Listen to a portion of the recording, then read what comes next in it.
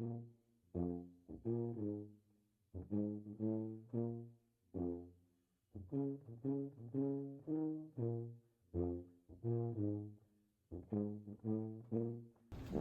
good morning and welcome to the hair conference. This is a very special event. This is the first time that we're having the hair conference coming out of COVID. So a very, very warm welcome to everyone. And I want to say, what is the hair conference all about? We have it right here for you. It's about our glorious hair and how our hair, whether we have hair or not, the hair on our heads, is related to our identity. So how do we see ourselves? From the position of hair. A lot of people ask the question all the time, so what is this hair conference about? It sounds fantastic, and it is. Those of you who know that certain types of hair get certain kinds of accord in the community, in the media, and others not. Certain types of hair are more privileged over others. We take it very seriously, the matter of our identity. And so we bring the hair conference here to Georgia State for several reasons. One is to break the divide between the university and the community. We want the people in the community to know that we are part of the community. We are not an ivory tower. And so we have representing us today people coming from the community, different walks of life, university professors, university students, students coming from elementary school, students coming from middle school and high school, and we have presenters coming from many different areas. So we welcome all of you to this place. And we will begin by, I always remember that I'm in downtown Atlanta. And take a moment to say what that means when we're downtown. Right there, Asian. I want to read something to you that reminds us of where we are in downtown Atlanta. Here in Atlanta, Georgia, at Georgia State University, we stand on the shoulders of those who came before us. The indigenous, Muskogee Creek, and Cherokee peoples, whose lands we occupy, the colonized, the enslaved, and the freed, as we work for justice, equity, diversity, inclusion, reconciliation, healing, and peace, now and in the future. Welcome to the Department of Middle and Secondary Education, here in the College of Education at Georgia State University, where our president has identified one of our pillars as being the importance of place. And I just read why this place is so important. Behind me, that parking lot in the back there used to be a hotel. That's where the Atlanta massacre happened. Over there at 5 Points was the meeting place for the indigenous peoples. It was also a place where the enslaved people were sold, right here in this area. Down the street there, Pryor Street, I went there with my nephew to a place where someone was lynched to remember that site. So remember our history and why we celebrate our glorious hair as a form of liberation. And to celebrate that liberation, I present Asian Chambers, who is going to read an original poem. Asian? Good morning. Good morning. My name is Asian Chambers, and today I'm going to present my poem called My Crown. I wear my crown with pride and might, a symbol of my forever rights. I walk proudly with my hair in sight, like a fluorescent light beaming at night. I twirl and swing until my curls unfold, a majestic sight, young and bold. My crowns are many, my beauty is free, a celebration of me for me. But sometimes I'm told to hide, to conform, to be quiet inside. My curls are too wild. My hair is too bright. They don't want a curl inside. But I refuse to be silenced or ashamed. My crown's a symbol of my name. I'll wear it proudly with every step. A declaration of my identity I will keep. So for every boy and girl like me who's ever felt the sting or shame, the weights of doubts felt, I want you to wear your crown mighty and proud, to express your acceptance of yourself for yourself. Yeah. Thank you.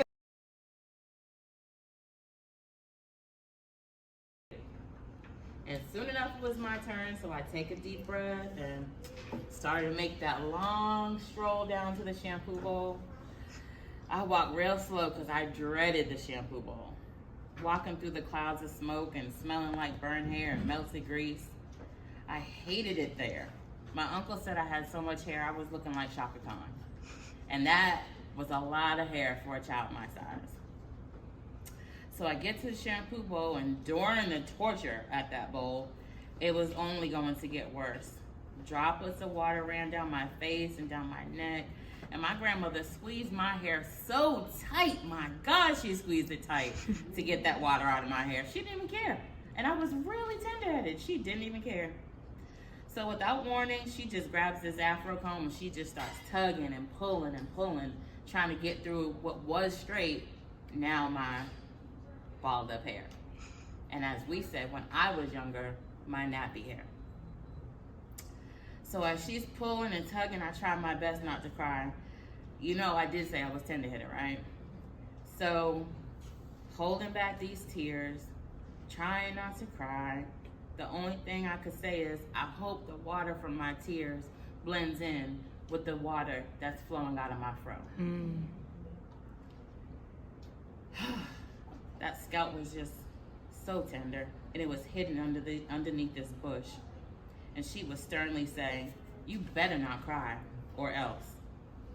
What in the world did "or else" mean? Because I was already in pain. Okay, now it's time to sit under the dryer. That was almost the worst part. It's so hot under the dryer, and back then the dryer was just like hot, and hotter. So I'm just sitting under the dryer. How long do I have to sit here? It really felt like forever. But my forever was long enough for me to eat those chips, drink that hug mug, and about 45 cents of penny candy. See, you guys don't know about penny candy. So after I ate that, she's calling me.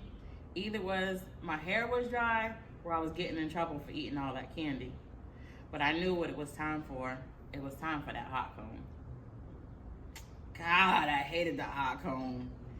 I kept repeating to myself, "Don't cry, don't cry, don't cry. Sit still, sit still, sit still."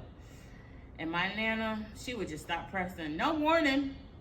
She would just go straight for the kitchen. And I really wanted to tell her, you don't have to get that part because nobody's going to see it. But she just started pressing. She would shove my head down into my chest and press, press, press. And don't move, don't cry, or else. The heat on my neck was so hot. Oh my God, those little hairs would just stand up. And she would grab those too. What for? I don't know. It's just so. It's gorgeous. You know, Mama gotta come prepared, honey. So we're gonna pull it up for you, Mama. Beautiful crown. And remember, this is a well-being practice. Should bring joy. All right, Mama. Put your head up. You gotta put your head down. Yeah, she's like, listen, that was it. Let's see. Woo! Her.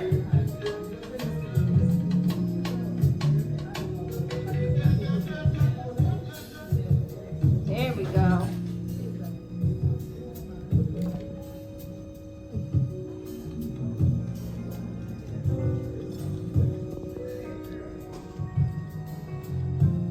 Look at there. Yes, Mama. And see, I love it because her hair is kind of done right here. Honey, she got her today. Taking a deep breath in through your nose, out through your mouth. And just relax your shoulders. You can put your head down if you want to. Just be in the moment.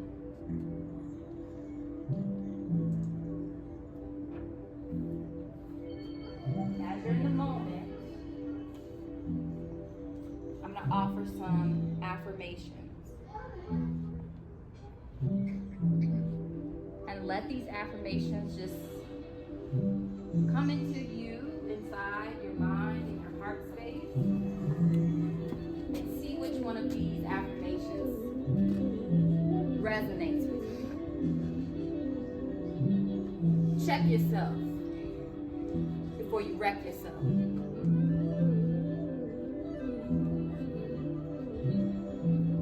Check yourself before you wreck yourself.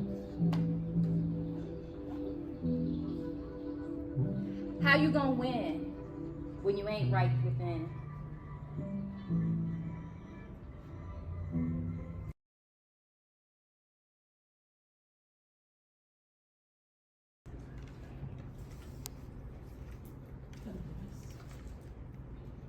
Oh. How many times do you wash your hair for boys? The answers ranged from 2 said every day, 3 said once a week, 2 said once a month, and 2 said other. We also asked our peers what type of hair do you have. 2 girls said 3B, 1 girl said 2A mixed with 2B, and the last 2 girls said 4C and 4A. 4 boys, 5 said 3C, 1 boy said 1 boy said 3A, 1 boy said 2A, and the last boy said 4C. This concludes that different people have different kinds of hair. After that, we decided to see if any boys or girls read books about their hair. For girls, they said no, and we believe is that girls their age may not think about hair that much. And boys said no also because some people may not be interested in books but prefer to go on YouTube or the internet. For the girls, 2 said yes. It teaches me to get heatless curls. Another one said their my feedback. 2 said no. They do not have TikTok. Another one said no reason. For the boys, it's 50-50. Post on my For You page, looking for tips. Some people watch by accident. Some watch it to stabilize their hair. Some do not watch. What celebrities influence how you take care of your hair? Well, the girls said oh no, and we believe they might have said that because they prefer to watch hair tutorials. The boys also said no, and we believe that they said no because maybe they don't watch celebrities for their hairstyles. I'd like for you to give these boys and girls a great big round of applause because they did the work. They came up with the questions, they worked together to compile it, and then they reported it. And I learned the power of what we can do for kids when we give them the opportunity. And don't think that they can't do certain things when all they need is your help to get it done. So a great big round of applause to these young boys and girls. Woo! And now, do you have any questions for them? So her sister was the one that had to do my hair. So here, my education journey was that I had to travel an hour and a half to go to Massachusetts to a high quality small group and to have access to individualized education. Dual language was viewed as a deficit. I was not allowed to speak Spanish, and code switching was required. So once I started to have a heavier accent because I thought it allowed me to be accepted at home, and I brought that to school, my teacher said, absolutely not. That is not, when did you pick up that accent? You're American. You don't have to have that accent. And I was like, processing. Okay, that's when relaxers came in too. So once I went to HBCU, my sisters were like, why are you relaxing your hair? Your curls are so beautiful. But being from a Dominican perspective, they were like, girl, that's so nappy if you don't get that front right here. And I was like, which one is it? But at Oakwood University in Huntsville, Alabama, I stopped relaxing. That's where it is? That's where I know. Okay. At Oakwood University, that's where I stopped relaxing my hair, because the girls were like, all you need to do is after you blow it out like Dominicans do, we're gonna show you a trick. And I said, what's that trick? Because we used to do the doobie, but we used to put all the bobby pins in it, and then it would crimp it and leave a little like crimp effect. And I was like, These New York sisters said, I'm gonna show you. You're gonna train that hair. And you're gonna wrap it with a silk wrap. With no bobby pins. So, doobie, I said doobie. So then we took the silk wrap, and then I didn't have to relax in order to keep my hair straight for a longer period of time. When I went back home from Alabama to Rhode Island, they did still want to encourage me to relax. Here are some of the places that I felt like when you said that story in the back with the red locks, I felt that because I looked different, that my teachers singled me out more. Now I'm a teacher. It could have just been that motor mouth. So I thought it was the hair, and I was always in protest. Like, it didn't sit back, and even my other Dominican friends that had softer curl patterns with gel, their curls would like swing and do all kind of cool things, but mine's didn't. Mine's kind of just sat right here. So I felt like arbitrary rules, like don't speak Spanish, were violent attacks against me. So I became pretty defensive and that kind of rebellious kid in the classroom. Mi hija no le gusta compartir. Tengo espinas aquí abajo. Lavo las caras con agua y jamón.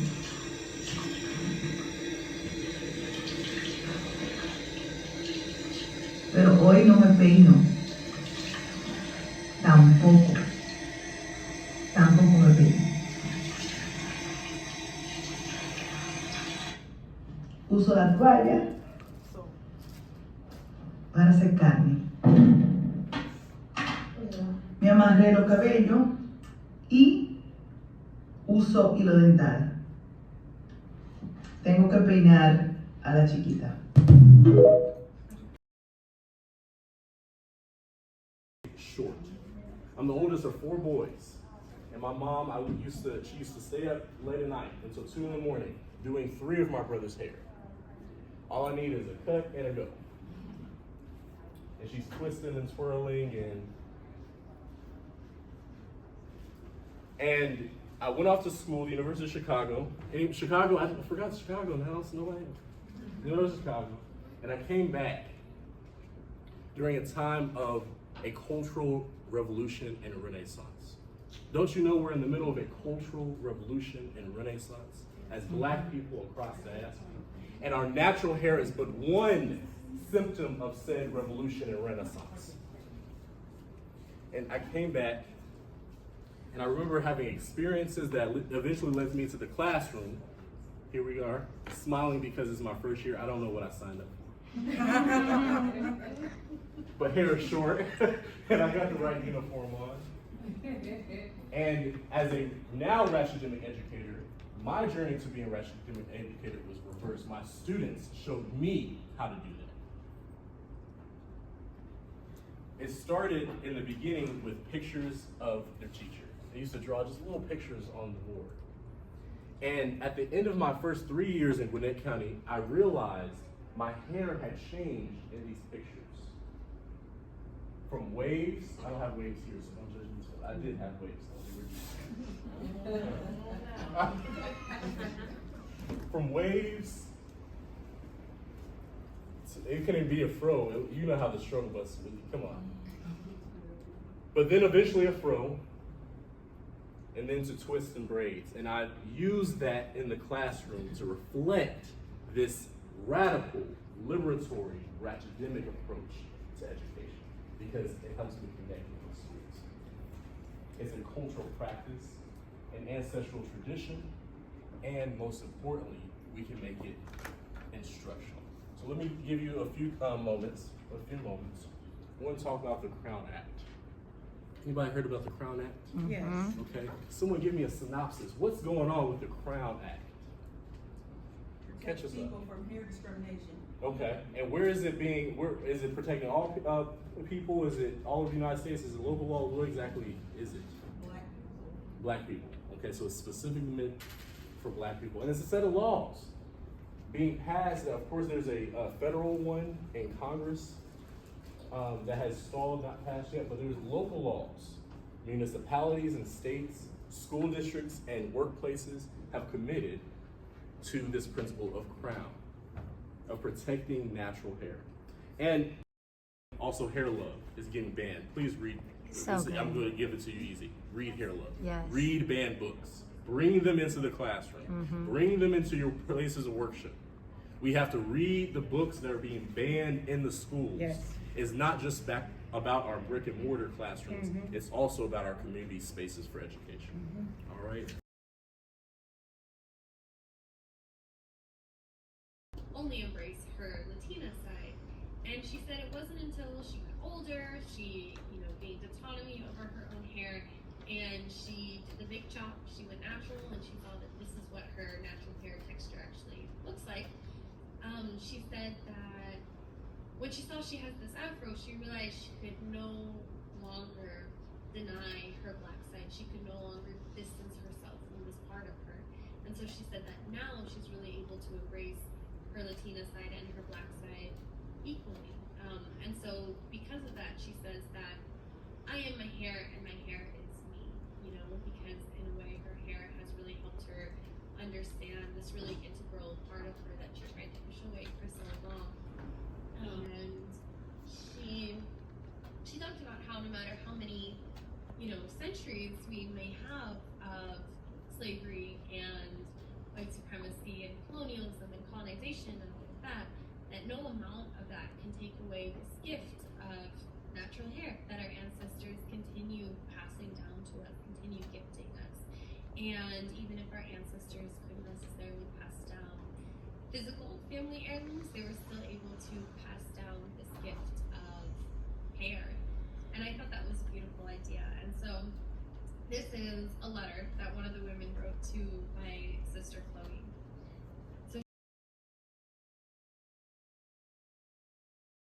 Knots is originally from the Zulu people, right, of South Africa. So Bantu actually means people.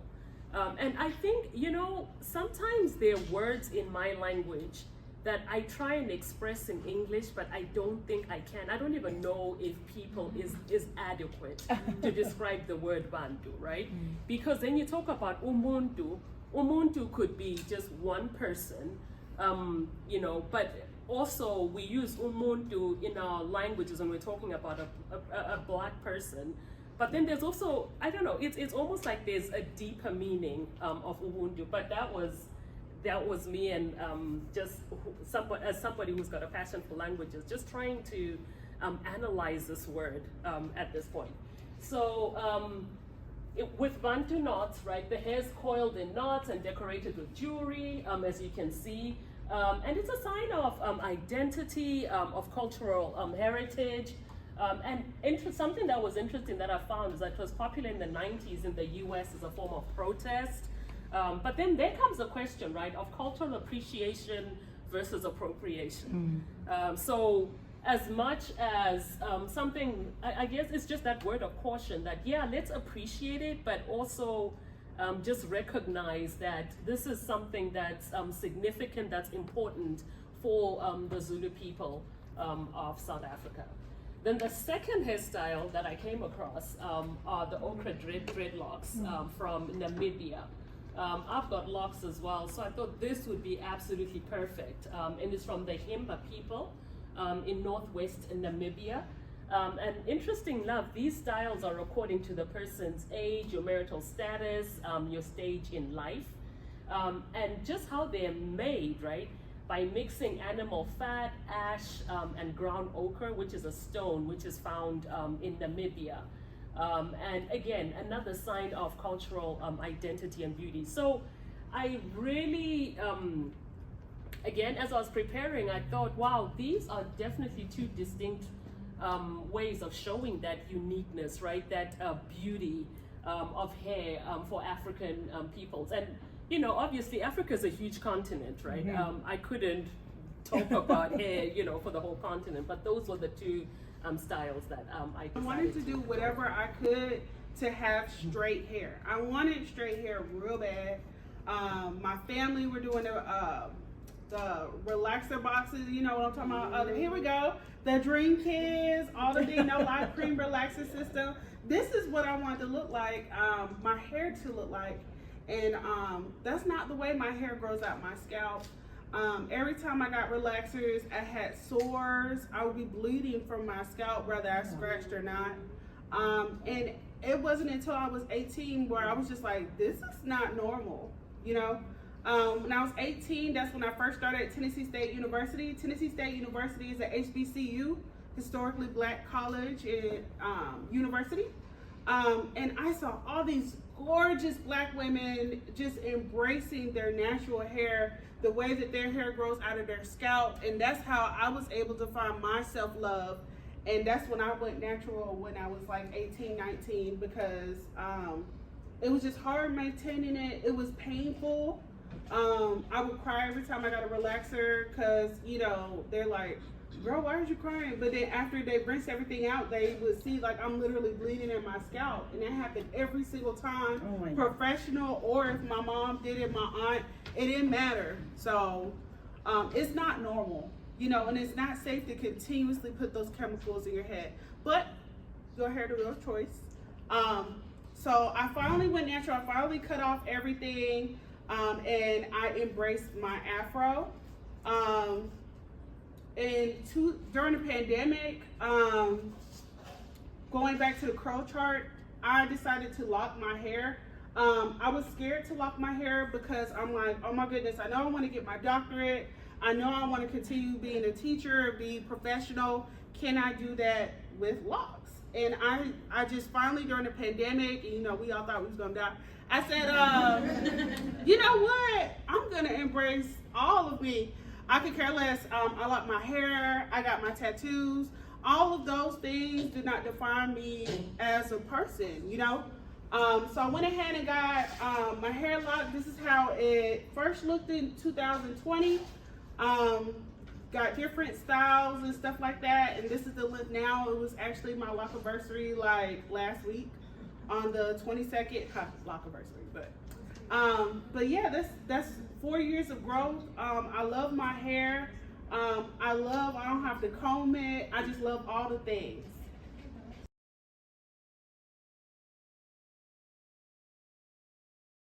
Sharing what stuck out to us in that trailer, and we'll carry the conversation from there. And we're gonna include everybody in the conversation as well. So if you have some, I wish I had a mic so I could go around you, but I don't, so yeah. Well, I'll start. I loved that Ayanna Presley was a part of that because alopecia is a part of my hair story. And oftentimes, especially in the Black community, we do not talk about it. So when my edges started falling, I was like, oh my gosh, I want no edges, you know, but the journey of looking at what's going on with me, what's going on with my body, how can I heal myself from the inside out, what needs to really happen with me. And so the alopecia part was, I guess we'll have time to talk about it. I was really grateful that she was included because often, even though we're having conversations about hair, we leave that part out. There was a part in her story that didn't show in the trailer, but when I watched the series that stuck out to me, she says, or she did say it in here, she said that you do not have to have hair to wear a crown. Yes. And it didn't stick out to me in terms of alopecia, it stuck out to me in terms of it was my hair that I hid behind. It was my hair growing up that everybody complimented me on, and I felt like I was my hair. And I know people say we are hair, but for me, it really had like a negative connotation. And so for me, in terms of like something else she said in her series was she felt visible, hyper visible, and invisible at the same time. And that kind of really described my experience as a Black woman in America. And so for me, 9 years ago, 2 days ago, I did the big chop, and it was a representation of me and my self-acceptance. And I recognized that with my own self-acceptance, I was able to accept others more. And I was not as judgmental. And so that's my short queer story. What resonated with me was the young lady who had the pool party. I used to love to swim all the time. And as I got older, I stopped doing it. It takes so long to do my hair, hours and hours. Even when I was just a regular natural, and now that I'm locked, I thought when I got locked, oh yeah, I could swim now, but it's still a process. And I had to change my view on what looked kempt and what didn't. Because like now, some people will look at my hair and be like, oh, she got them locks they don't, or it's not perfectly twisted. But this is me, you know, so I wear how it looks naturally, so now I can enjoy swimming. What resonated with me was the person that when they showed the flat iron going across their hair. My hair is naturally curly. When I was young, my mom used to put it in plaits, and I didn't want to wear plaits. Then we would, only on Easter, we get our hair pressed, and I thought I was, you know. But I also had issues with other Black girls because my mom, she would do our hair. Some people went to the hairdresser all the time, and so I would try different. In Vogue had a hairstyle. I tried it, but then I would go to school, and they would make fun of me. So just thinking about trying to keep it straight so that I could be accepted, that was an issue that I had. What resonated with me was the clip that Issa Rae said, like just being a child and understanding that your hair isn't accepted.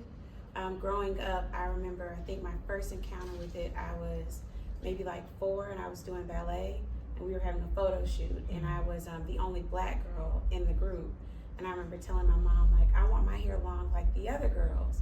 So having to go through like that identity piece of understanding yourself and self-awareness, that resonated with me, along with other instances within my life, growing up in Virginia and being like the only Black girl within the classroom and having girls that were white or other that would come and be like, so like, how do you get your hair to do that? Or like touching and almost like this petting and grooming, but not understanding how it affects the person that you're doing that to. We humanize ourselves and everyone around us, everyone who we come in contact with, whether it be students, family members, random people in the community. And we talked about how Black bodies and especially through Black hair, have been policed across time. How at one point, Black people weren't allowed to have their hair out. It was, you were supposed to cover it up, but now we've reclaimed that, another form of reclamation and empowerment for ourselves. We've talked about professionalism.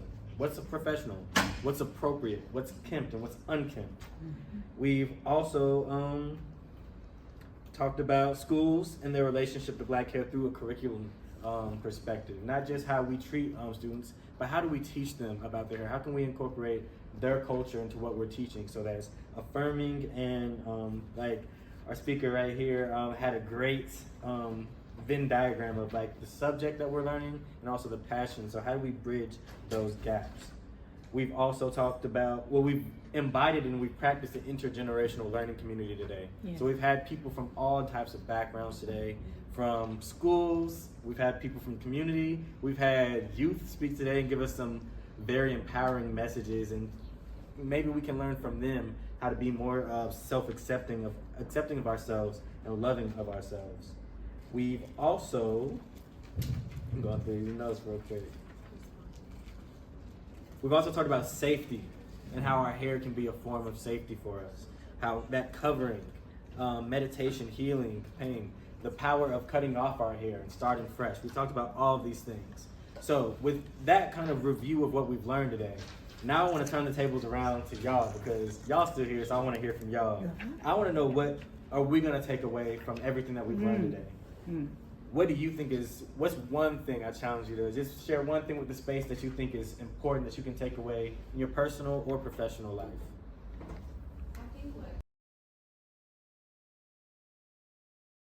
Let me see if I can take this down. Hi, my name is Marie Paulina Perez, and I'm 9 years old. Last year, I used to go to a private school, and they wanted to know how I got my hair like this. I told them my mom uses jam. She uses her fingers to scrunch it up, and she had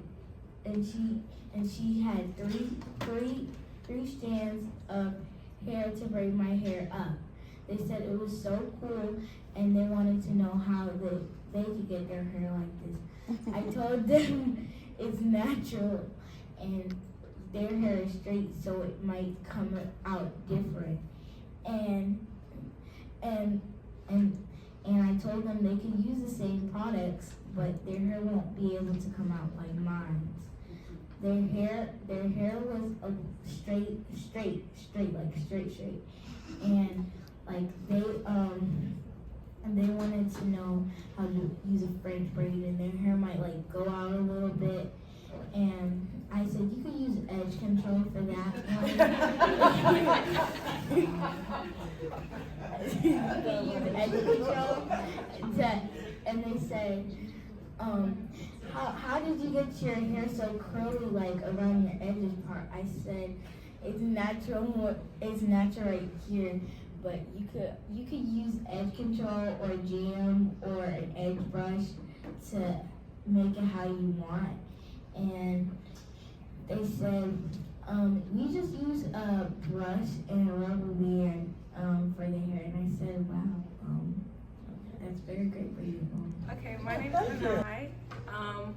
My story was, well, when like growing up, I've always had like long hair. I'm Dominican and black, so my hair is just, it always grows. Me and my mom, my sister, we've all had long hair always. And so I Can you didn't identify when you say Dominican and black, what black is from African American? Yeah, African American, yeah, black. So, yeah, so I always, like, I never thought, like, oh, their hair is short because of this reason or that reason. I always thought, like, everybody's hair just grew. Like, I never really thought about it until the 6th grade when I've always been in, like, small schools. And so my mom actually put me in, like, a real public school, and I went to public school in the 6th grade. And I would always wear my hair out, and it was long. And kids used to, like, look at me, and they would be like, is that your real hair? Like, is that a wig? And I would always say, like, no, that's a silly question. Like, why would my hair be a wig? It's my hair. Hello. And they would, like, come up to me, and they would, like, come behind me, and they would pull my hair down to, like, fake it, to see if it was fake. And, like, literally, I would be walking, they would come behind me and pull it. They'd be like, oh, wait, it's not fake. Duh. Hello. So, yeah, that was the first time where I kind of realized, like, people are not as cultured and educated, and there are different types of blacks, there are different types of Latin Americans, because another side of that is a lot of them used to think like you can't be Latina and black, you can only be one or the other. And so I kind of had to teach them, like, I am both, and you can be both. There are both. They are separate, but you can be both, and it's not a crazy thing like my mother. They came up to me one day and they were like, well, you're white because your mom's white. And I was like, my mom's not white. My mom is not white. Do you see her hair? She's not white. So yeah, that was just my story on how I had to educate kids in 6th grade. Good afternoon. Yes, I grew up I grew up thinking like straightening hair is make you more beautiful. And my hair was like, when I was growing up, my hair was natural, my hair was long, like her hair.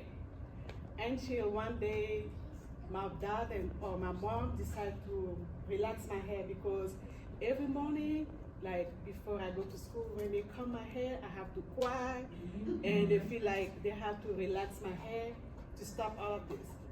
And since then, I never quit relaxing my hair. I relax my hair often, like every 6 months.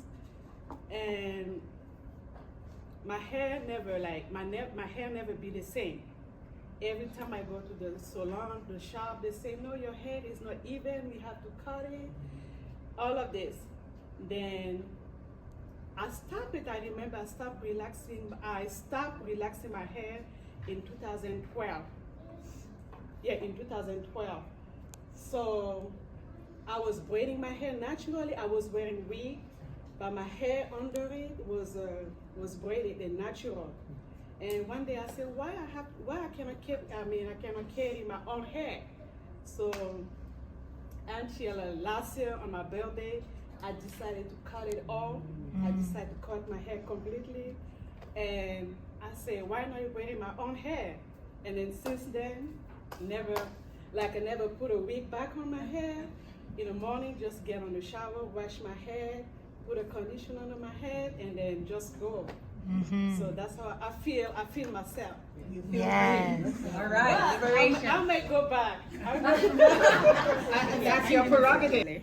Just in connection to what she just said, I just like this very conference. It has a kind of giving us the awareness to embrace ourselves, our identity. Like what she said earlier, she said, yes, so many of us wanted to perm our hair so that we look like the other people. But now it has given us the opportunity to kind of embrace the kind of hair we have. For me, I believe the natural hair is the best because you can carry it anyhow. You can wear your hair the way, whichever way you want to. Like I wear low cut and then I have a wig on. If I want, I can just carry my low cut and then walk. And if I want to change my style, I'll just wear a wig. So for me, it's easy to carry, easy to wear and all that with my natural hair. So that's just, and I just want to thank the organizers of this very conference. I'm just so impressed. Thank you. With us from the Bahamas, a lot of us, like I was so glad I came here today, and not only just coming here, coming to America, and just who we are as Black people. You understand what I'm saying? Because I was just speaking to the lady in the back there. We so believe the right way is straight hair, sticky nose. That's it. Once you have that, you're welcome. You understand? You are welcome in this society. You're welcome. And I was fighting so long to go natural, right? So I was like, every time I perm my hair, it's so thin, and I had that. You know, it was thin. It had the length, but it was always so thin. But every time I needed perm, it was always so thick. You know, but like I said, now we were always trained. It has to be perm. You know, and even growing up, going back, you know, with my little cousins and everybody else, and even before I started taking care of my own hair, we would perm it. It'll burn. It'll drop. And we still permanent. It's like, why are we still doing this to ourselves? Why are we still? So when the lady was up here and she was speaking and she was saying what she went through as a kid, it came home because why did we torture our kids? Why did our parents torture us? But they only did what they knew. Yes. You understand? So I'm right here sitting down today and I'm laughing at myself because if I had done it a long time, my hair wouldn't look like this, right? It's damaged because in the Christmas I got the perm. Like I said, I was struggling a long time to not perm it. So I perm it and it was a faulty perm and what have you, and it was damaged. Now it's damaged and look here. Now I'm going natural. So it just took all of that for me to get the courage to, like I said, even coming here and listening to, you know, because you know, you do things online, you listen, but now like when you come actually in the setting and you hear everybody and you know, it really boosts you up more. And like she said, just step up and be you. That's okay to be you. You know, and that's what I'm learning now too. Coming, like I said, it's okay to be you. It's okay to, like she said, when you rock your hair and you have it a certain, it's okay. And you have to continue telling yourself, it's okay. You know what I'm saying? Don't worry about what the next person say. I remember one time we had a presentation and this guy was there and I was like, hey, Tim, man, you're here. You gotta brush it up, you gotta do. He took us in here. That's okay, they have to look at it. I'm fine. They have to look at it. So it's like, it's okay for him. You see what I'm saying? So I said, it's okay for you. So, and I'm glad how the kids in here and everybody, so now they're growing up to know, it's okay. My hair don't have to be long and straight, and my nose don't have to be sticky. It's okay to be me. This is me. My nose, my hair, my this. So, like I said, thank you, Bertram, for inviting me here. I was at a business meeting, and he was the only Black person. Everybody else was white men. It was all men. And so they were talking about different foods and things like that. And one of the white men said, "Oh wow, I didn't think that you had this knowledge of such in-depth knowledge of food." And he was like, "Why? Because I got locks?" And he was like, "No, because you're so skinny, it don't look like you eat food so much." So it was like, you know, our thoughts are, people look at us a certain kind of way because we have locks or things like that. And so he automatically went to that, but it wasn't that. So that's the story. That's a great